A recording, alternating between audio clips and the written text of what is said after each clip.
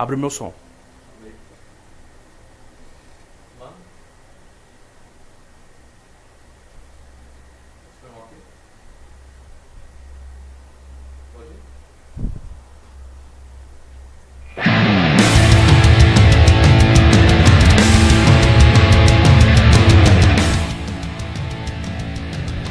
Olá!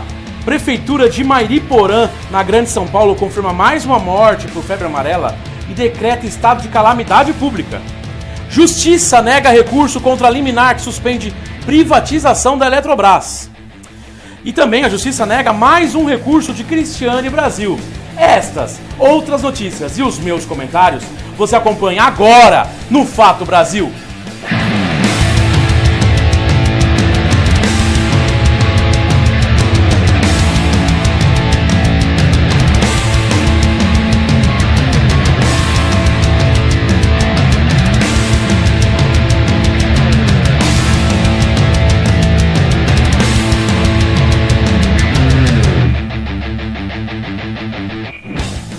Estamos começando mais um Fato Brasil aqui na WTV, ao vivo. Pois é, se você está assistindo nossa versão ao vivo, agora são 22 horas e 1 minuto e nós estamos ao vivo para o mundo todo através do nosso site, wtvbrasil.com.br, e em simultâneo pelo nosso facebook.com/wtvbrasil. Tanto no site como no Facebook você pode sempre assistir em simultâneo os nossos programas ao vivo e inéditos aqui WTV. WTV Brasil, esse ano, trabalhando muito para trazer uma programação sempre diversificada, com uma qualidade e um jornalismo sempre como patamar, como pilar importante aqui. Eu gostaria de agradecer a todo mundo que está acompanhando o nosso programa.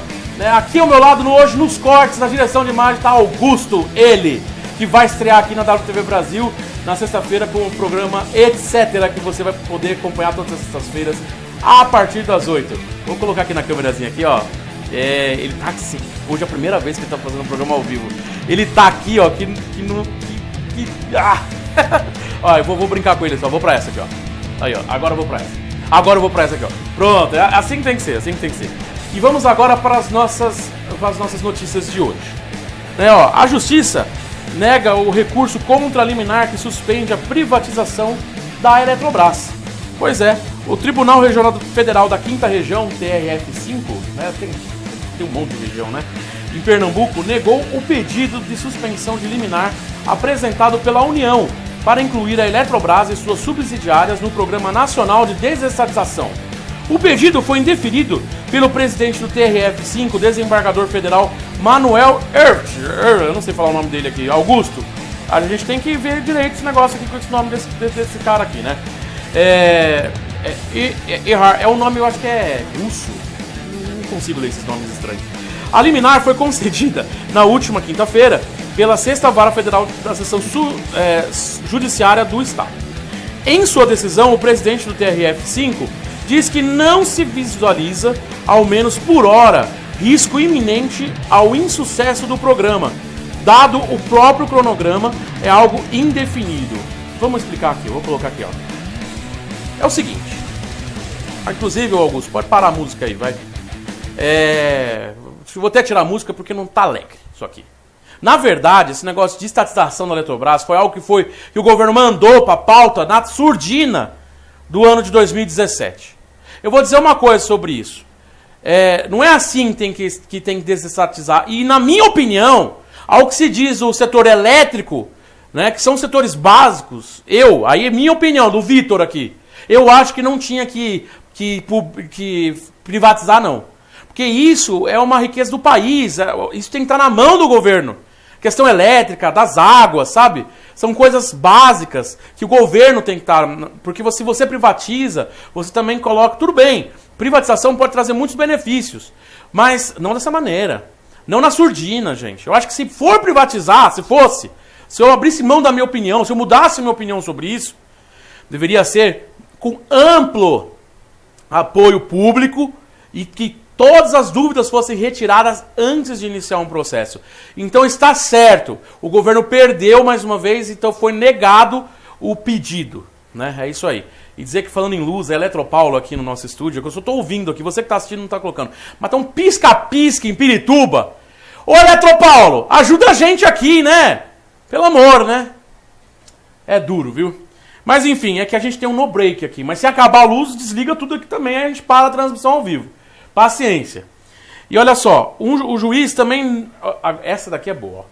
O juiz acaba de negar a prisão domiciliar a Paulo Maluf. Ele mesmo. O que fez São Paulo? Basicamente, Paulo Maluf é sempre... Você vai para um lugar aqui em São Paulo, é difícil não ver alguma coisa que o Maluf tenha feito. O problema é que, de acordo com acusações, ele fez com desvios de verba, né? Isso que ele se apropriou indevidamente, de acordo com acusações, e está preso, né? O juiz Bruno Aiello Macacari, da Vara de Execuções Penais do Distrito Federal, negou hoje, né, o pedido de prisão, hoje quarta-feira, dia 17, o pedido de prisão domiciliar feito pela defesa do deputado Paulo Maluf, que é do PP aqui de São Paulo, antigo PPB. Preso para cumprir uma pena definitiva de 7 anos e 9 meses por lavagem de dinheiro, definida pelo Supremo Tribunal Federal, o STF. Na decisão, o juiz argumentou, né, que o parlamentar pode cumprir a pena na penitenciária da Papuda, onde ele está residindo hoje, em Brasília, mesmo diante do seu quadro de saúde. No entendimento do magistrado, a penitenciária tem condições de oferecer tratamento emergencial a Maluf caso seja solicitado. O que eu vou falar do Maluf aqui, gente? O Maluf, ele estava dirigindo o carrão, era uma Ferrari, o Augusto. Você lembra era uma Ferrari, né? Tava dirigindo Ferrari aí com o pessoal, né? Aí tava bem. Aí foi só ser preso. Ai, meu Deus, eu tô morrendo. Eu não consigo andar, tadinho do Maluf. Ai, meu Deus do céu. A gente ri pra não chorar com o Maluf. Essa que é a verdade. É a maior cara de pau que nós temos no Brasil, é o Maluf. De verdade. De verdade. É a minha opinião, é o que eu acho. E tá aí. Negou, aí não vai ficar em casa assistindo nos confortos da mansão malufista, não. Ele vai ficar na cadeia no momento. Nossa, tem muita coisa que eu acho que tá errada nesse governo e atualmente. Mas a prisão do Maluf foi um acerto. É verdade. Porque a gente se sente mais seguro com o Maluf preso. Essa que é a verdade. Sim, com sinceridade. Tá? E já que nós estamos falando que a justiça anda negando coisas, olha uma coisa boa também que aconteceu aqui no nosso país hoje. Ó. A justiça acabou de negar mais um recurso da Cristiane Brasil. Cristiane Brasil, você lembra quem é? Pois é a filha do Roberto Jefferson, né? E o Tribunal Regional Federal da 2ª Região negou negou ontem, desculpa, viu, gente? Não foi hoje não. Mais um recurso apresentado pelos advogados da Cristiane Brasil. A deputada federal pelo PTB do Rio de Janeiro está impedida pela Justiça de assumir o Ministério do Trabalho. A produção, né, a nossa produção aqui, a gente ainda não conseguiu entrar em contato com a defesa e tal, mas está aberto aqui para ampla defesa também. Aqui a gente abre o espaço para todo mundo, inclusive, se defender. Né? Todos os recursos da Advocacia Geral da União e os advogados que no Brasil poderiam tentar no Rio já foram esgotados com essa negação, né? E a partir de agora, novas tentativas têm que ser apenas no Superior Tribunal de Justiça, apenas em Brasília. Ou seja, vai chegar no Supremo e aí nós vamos ver se ela vai assumir o ministério ou não. Na minha opinião, eu acho que não deveria assumir, não. Na verdade, como eu já falei muitas vezes aqui, muitas pessoas que estão no governo não deveriam nem ser... Aliás, muitas não são elegíveis pela ficha limpa, né? Que estão aí. Inclusive o próprio chefe de Estado, né? O Temer. Por isso que eu acho que a gente tinha que renovar. Eu acho que ainda vai demorar muito para a eleição desse ano. Mas tá chegando. Mas, assim, desde que caiu a presidente Dilma, que subiu o Temer, eu acho que a gente deveria ter feito eleições gerais, na minha opinião. É isso. E, gente, atenção, utilidade pública, né? O número de mortes por febre amarela chega a 15 em Minas Gerais. Pois é, o governo de Minas Gerais confirmou nessa quarta-feira mais 4 mortes por febre amarela, chegando a 15 o total de óbitos no estado desde dezembro do ano passado, de 2017. As últimas confirmações se referem a pacientes de Belo Horizonte, Caeté, Nova Lima e Rio Acima. Então atenção, você que está assistindo a gente aí da região metropolitana de Belo Horizonte. Segundo os dados da Secretaria do Estado da Saúde, a maior parte das mortes 9 são de pacientes da região metropolitana. A cidade com maior quantidade de óbitos no estado é Nova Lima, que teve 5. Ou seja, foram aqui 15 mortes dos 22 casos confirmados. Tem alguns suspeitos em Minas Gerais. Ou seja, está em Minas Gerais. Antes de continuar com a notícia, eu vou fazer um pequeno comentário, Augusto. É o seguinte. O que você acha, Augusto? Será que teve alguma coisa a ver com a Samarco lá, que acabou com todo o meio ambiente? Será que tem? Porque estão falando aí que tem um negócio aí. Que com o problema da lama da Samarco, parece que os animais tiveram que fazer uma migração, perderam o seu habitat. Aí os mosquitos também começaram a viajar para outros lugares. Será que tem alguma coisa a ver? Mas será? Não é possível? Em Minas Gerais, ter casos de febre amarela por causa disso? Acho que não é possível. Mas enfim, dizem que tem que é uma das possíveis causas, mas não é a única, não é verdade? E eu gostaria também de fazer um comentário aqui antes de falar de Mariporã. Tem gente, tanto em São Paulo como em Minas Gerais, na região sudeste, que estão fazendo o seguinte, porque dizem, tem umas cabeças ocas, que dizem que a febre amarela vem do macaco. É mentira! O macaco, assim como nós, ele contrai o vírus. E o que está acontecendo? As pessoas que acham macacos em parques, por exemplo, aqui em São Paulo, nós temos a Serra da Cantareira, que está cheia de macaco. Que lá morreu o macaco de febre amarela, e por isso que fecharam o parque, aquela coisa toda. Que é a parte que dá a nossa reserva de Mata Atlântica aqui. As pessoas que andam nas ruas e estradas próximas estão catando os macacos e matando os macacos, falando que eles que estão transmitindo a febre amarela. Coitado dos macacos, gente. Macaco não tem nada a ver. Matar o macaco não vai fazer com que não tenha febre amarela. Sabe por quê? O macaco pegar a febre amarela e morrer é usado como um alerta para que a febre amarela não chegue na cidade. Se a gente matar todos os macacos, a gente só vai ter o alerta quando as pessoas começarem a ter febre amarela. Aí é tarde. Aí não dá para conter. Entendeu? Então você que está matando macaco, eu acho que o seu cérebro deve ser menor do que o do macaco que você está matando ou judiando.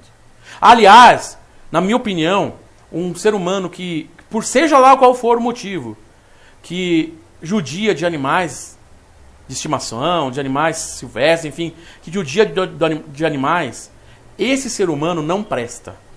Esse ser humano é igual aquele pessoal que não gosta de gato, que ninguém é obrigado a gostar de gato. Aqui nós temos a gata Judite aqui na WTV. Gato em casa é bom porque aí não aparece rato e nem barata, porque gato mata tudo. Eu acho que assim, se você não gosta de gato, por exemplo, não tenha gato. Mas não judie dos gatos que você encontra pela rua. E na minha opinião, a pessoa que mata um gato ou qualquer outro animal é tão animal pior do que qualquer coisa. Porque animal sempre faz mal para os outros por instinto, quando ele se sente ameaçado. Agora o ser humano ele tem essa mania, né? A mania de querer destruir tudo por onde passa. E isso é horrível.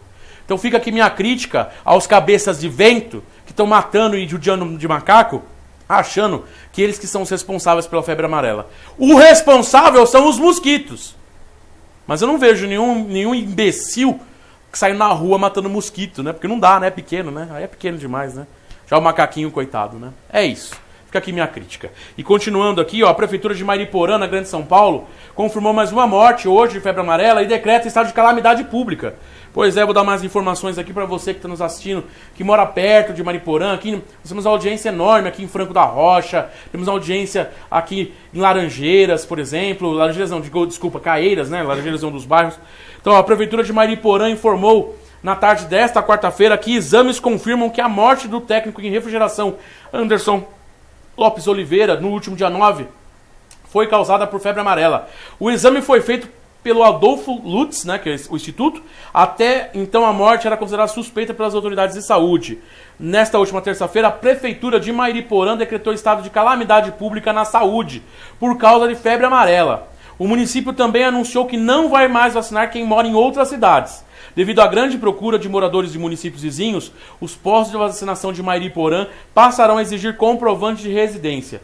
Mais de 90% da população local já foi vacinada. E atenção, você que mora em São Paulo, você que mora aqui na cidade, vá ao posto de saúde se vacinar. Só que você vai... A fila tem posto de saúde... Ó, eu mesmo fui me vacinar, vou botar aqui de novo, ó. Eu fui me vacinar no posto de saúde aqui, na UBS do Jardim da Felicidade. Aliás, Chácara Inglesa, aqui em Pirituba.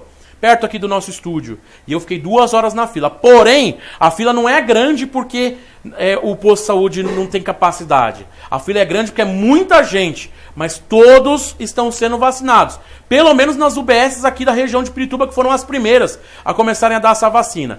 A gente vai continuar acompanhando e qualquer notícia ou reclamação, por favor, envie aqui pra gente, manda aí no nosso facebook.com/WTV Brasil. Vou passar pra essa câmera aqui, ó. Augusto, põe aí na tela, facebook.com/WTV Brasil. Ó, você pode entrar em contato conosco aí nas nossas redes sociais e mandar as reclamações e fala se você conseguiu tomar vacina ou se você não conseguiu tomar vacina. Mas é importante que todos tomem a vacina. É muito importante porque febre amarela, meu amigo, mata, tá?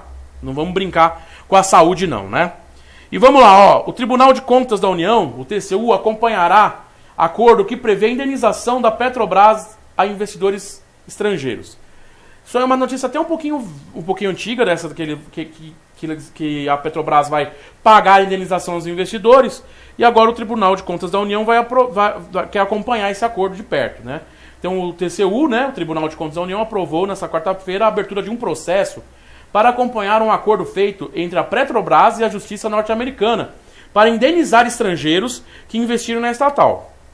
No acordo, a Petrobras propôs pagar 2,95 bilhões de dólares. Na moeda atual, gente, deve estar dando assim uns 6 bilhões de reais, assim, arredondando, tá? Vamos lá. Para encerrar uma ação coletiva de investidores estrangeiros que corria em Nova York. Os investidores reclamam na ação de prejuízos que tiveram devido aos casos de corrupção investigados pela Operação Lava Jato. O processo de acompanhamento do TCU foi proposto pelo ministro Haroldo Cedras com a finalidade de examinar as providências a serem adotadas pela Petrobras quanto ao acordo com os autores da ação. O que eu vou dizer sobre isso? A minha opinião sobre pagar para o investidor estrangeiro é o seguinte: eu acho que a gente não deveria pagar, não. Ai, Vitor, mas eles ficaram prejudicados. Meu amigo, a Petrobras ela é estatal. Sabe da onde vai vir o dinheiro que a gente vai ter que dar de indenização para eles? Vai vir no meu bolso e do seu bolso. Então esses investidores estrangeiros tinham que se danar. Na minha opinião, é verdade. Ai, Vitor, mas a gente tem que cumprir, não sei o que lá. Mas gente, então peraí. A gente está precisando, a gente não tem saúde, educação, direito.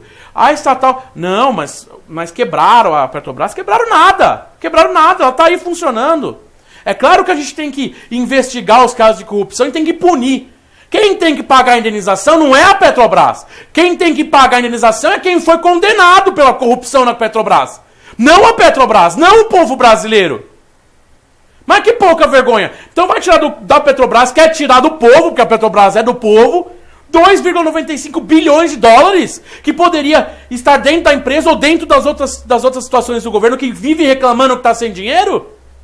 Tira dessas pessoas que foram presas na Lava Jato. Não importa o partido. Pode ser do PT, pode ser do PSDB, pode ser do PMDB, pode ser do PQP. Tira deles esses 2,95 bilhões. Põe eles para trabalhar forçado até ter o dinheiro todo, para levantar o dinheiro todo. Põe essa cambada de corrupto que está na cadeia para trabalhar na cadeia, para poder levantar o dinheiro para pagar os credores lá. Não a gente. Não o dinheiro da nossa estatal. Sabe? Tá faltando um pouco de vergonha na cara disso daí. Ai, mas é que os Estados Unidos... E quem que é os Estados Unidos para vir botar o bedelho dentro da nossa estatal aqui brasileira? Esse pessoal também tem que estar na hora de se tocar também. Esse governo ele tinha que parar de vender as nossas estatais e começar a se comportar com a idoneidade e com a liberdade que nós temos aqui dentro do nosso país. Afinal, somos ou não somos um país? Temos ou não temos um Estado democrático aqui dentro? Embora tenha minhas dúvidas. Nós temos que nos comportar como tal. Então eu acho sim, tem que pagar o credor, tem que pagar quem investiu e teve prejuízo, tem. Mas não com o dinheiro do povo, tem que pagar com o dinheiro de quem fez a corrupção. De quem roubou. Esse sim tinha que pagar. É isso, essa é a minha opinião. Eu fico puto com isso, viu, gente? Porque é fogo, né? É nosso dinheiro, sabe? Aí a gente que fica com dívida. Aí depois vem o outro órgão aí, diminui nossa nota porque fala que a gente não é bom pagador. Vai se catar também. Pelo amor de Deus, na hora que a gente precisava de alguma coisa internacional aqui, quando começou aquela zona de derrubar tudo quanto é coisa, sabe? A hora que a gente precisa dos órgãos internacionais para nos ajudar aqui, ninguém vem, né? Fica tudo assim, não, fica todo mundo desviando, assim. Mas na hora que é para pagar lá para fora, é pronto, né? Vem, não, o Brasil vai ter que pagar quase 3 bilhões de dólares porque teve prejuízo. Ah, vai se danar todos esses credores aí também. Ah, eu fico meio pé da vida com essas coisas mesmo, viu? Ó, pra eu ficar um pouquinho mais calmo aqui, ó, tô até suando, ó. Vamos então agora ver a nossa previsão do tempo para essa quinta-feira, onde a gente vai poder acompanhar, onde todos nós vamos poder nos preparar para essa quinta-feira, que parece que em São Paulo vai continuar esse calor do cão. Augusto, roda a previsão aí.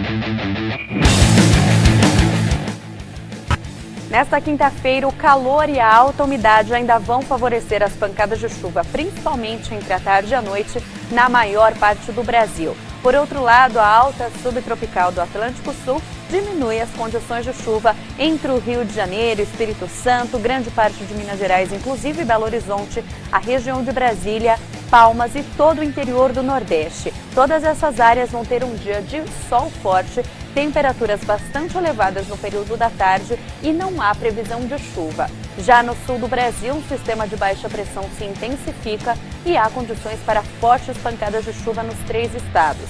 No Paraná deve chover principalmente entre a tarde e a noite e em Santa Catarina e no Rio Grande do Sul chove a qualquer hora. Mas os 3 estados devem ter chuva forte, que vem com raios e rajadas de vento de 70 a 90 km por hora. A possibilidade de alagamentos e até queda de granizo na capital Florianópolis e também em Curitiba. São Paulo terá um dia de bastante sol e há previsão de pancadas de chuva com raios entre a tarde e a noite. Ainda não se descarta alguns temporais isolados.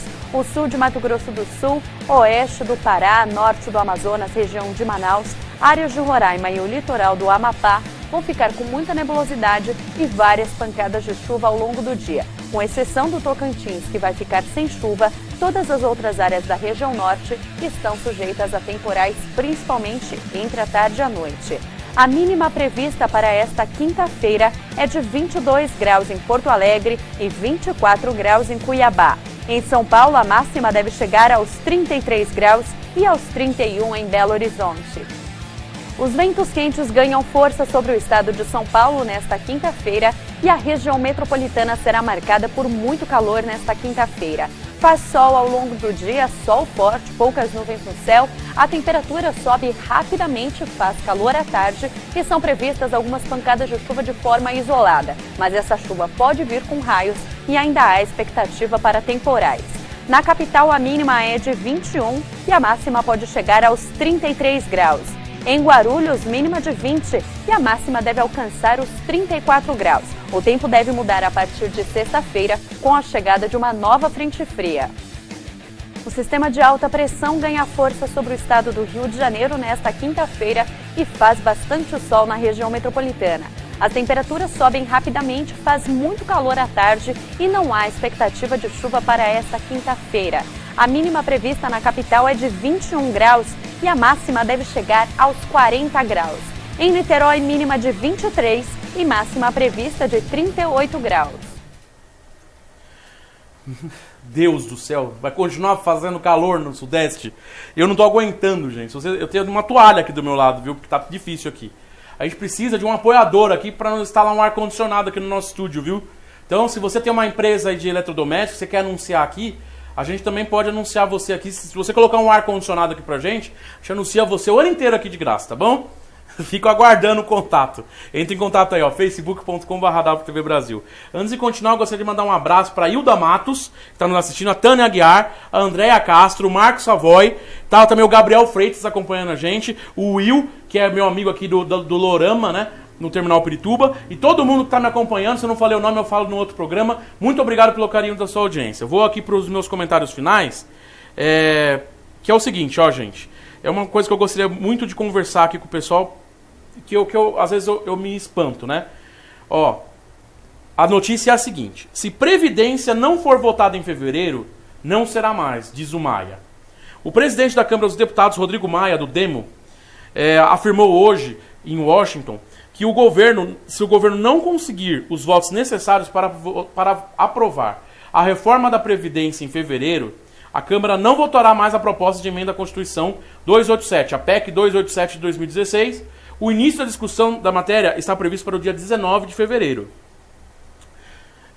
Na minha opinião, se não conseguir voto em fevereiro, não vota mais. Depois, nós vamos ter outras agendas que precisam avançar, disse o deputado. Segundo Maia, entre as matérias prontas para ser votadas no plenário da Câmara estão a desoneração da folha, os supersalários e o foro privilegiado.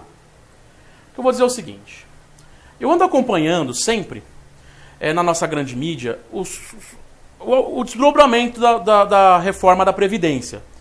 Todo mundo que me assiste há muito tempo sabe que eu sou contra a reforma da Previdência da maneira como ela está sendo proposta.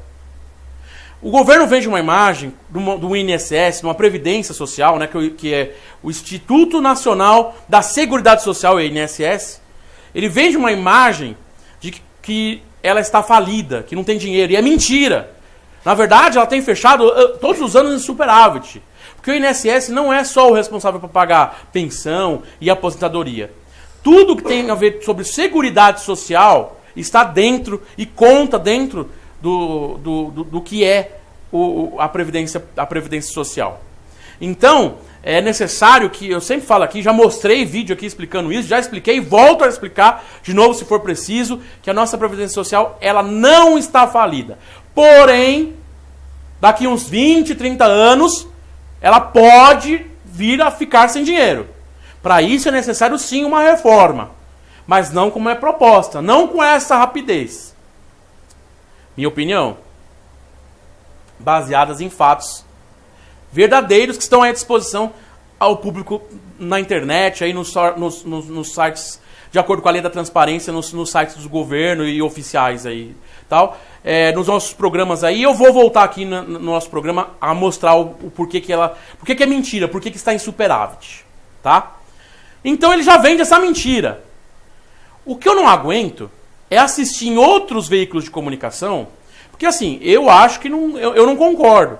Mas vamos supor que o Augusto, que está aqui fazendo a direção de imagens, concorde. Eu acho que ele tem todo o direito de chegar aqui na WTV Brasil e falar que concorda. E defender o ponto de vista. Eu concordo porque X, Y, assim como qualquer outro jornalista, qualquer outra TV. Só que sabe o que eu acho? Eu acho que tem muitas emissoras que, por ter um aporte de publicidade governamental, defendem em demasia a Previdência sem colocar os porquês. Defendem só por defender. Então eu vejo muitos jornalistas da grande mídia dizendo que é necessário que o governo vote logo, tomare que vote logo. Eles ficam falando de uma maneira para instigar as pessoas de que se a gente não votar a Previdência, o governo vai quebrar, o Brasil vai acabar e nós vamos ficar sem aposentadoria, sem auxílio-doença, sem pensão, sem nada, e isso é mentira.